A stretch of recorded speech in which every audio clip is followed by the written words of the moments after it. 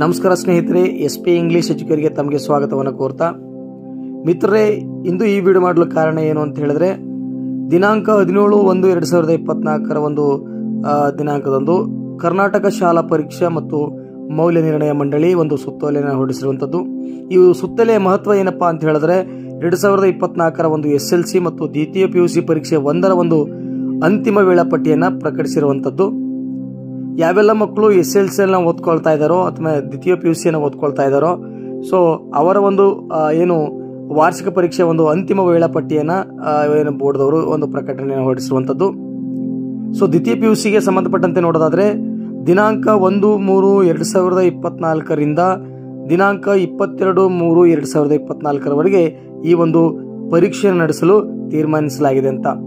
ಒಂದು ಪರೀಕ್ಷೆ ವೇಳಾಪಟ್ಟಿ ಅನುಗುಣವಾಗಿ ನೋಡೋದಾದ್ರೆ, ಇದರಲ್ಲಿ ಯಾವ್ಯಾವ ವಿಷಯಗಳು ಯಾವ್ಯಾವ ದಿನಾಂಕದಂದು ನಿಗದಿಪಡಿಸಲಾಗಿದೆ ಅನ್ನೋದನ್ನ ನೋಡೋದಾದ್ರೆ, ಇದರಲ್ಲಿ 1/3/2024 ಕನ್ನಡ ಮತ್ತು ಅರೇಬಿಕ್ ಇರುತ್ತಾ.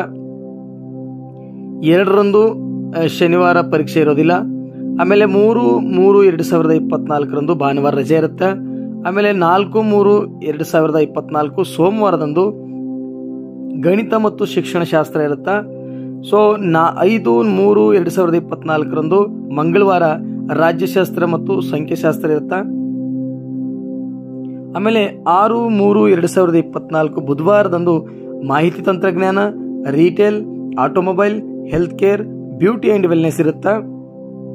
ಅದೇ ರೀತಿ 7/3/2024 ಗುರುವಾರದಂದು ಇತಿಹಾಸ ಮತ್ತು ಭೌತಶಾಸ್ತ್ರ ಇರುತ್ತಾ. ಆಮೇಲೆ 8/3/2021 ಈ ಶುಕ್ರವಾರ ಮಹಾಶಿವರಾತ್ರಿ ಇರೋದ್ರಿಂದ ಆ ಒಂದು ದಿನ ರಜೆಯನ್ನ ಇರುವಂತದ್ದು. ಆಮೇಲೆ ಇನ್ನು ಉಳಿದ ನೋಡೋದಾದ್ರೆ, ಏನು 9/3/2024 ಶನಿವಾರದಂದು ಐಚ್ಛಿಕ ಕನ್ನಡ, ಲೆಕ್ಕಶಾಸ್ತ್ರ, ಭೂಗರ್ಭಶಾಸ್ತ್ರ, ಗೃಹ ವಿಜ್ಞಾನ ಇರುವಂತದ್ದು.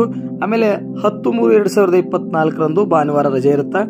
ಆಮೇಲೆ 11/3/2024 ತರ್ಕಶಾಸ್ತ್ರ ಮತ್ತು ವ್ಯವಹಾರ ಅಧ್ಯಯನಗಳಿರುತ್ತವೆ. ಆಮೇಲೆ 12/3/2024 ಮಂಗಳವಾರ ಪರೀಕ್ಷೆ ಇರೋದಿಲ್ಲ ಅಂತ ಹೇಳ್ತಾ ಇದ್ದಾರೆ. ಆಮೇಲೆ 13/3/2024 ಬುಧವಾರ ಇಂಗ್ಲಿಷ್ ಇರುತ್ತಾ. ಸೊ ವಿದ್ಯಾರ್ಥಿಗಳೇ ಗಮನಿಸಬೇಕು, 13/3/2024 ಇಂಗ್ಲಿಷ್ ಪೇಪರ್ ಇರುತ್ತಾ ಅಂತ. ಇನ್ನು 14/3/2024 ನೋಡೋದಾದ್ರೆ, ಅಲ್ಲಿ ಗುರುವಾರ ಪರೀಕ್ಷೆ ಇರೋದಿಲ್ಲ ಅಂತ ಹೇಳ್ತಾ ಇದ್ದಾರೆ.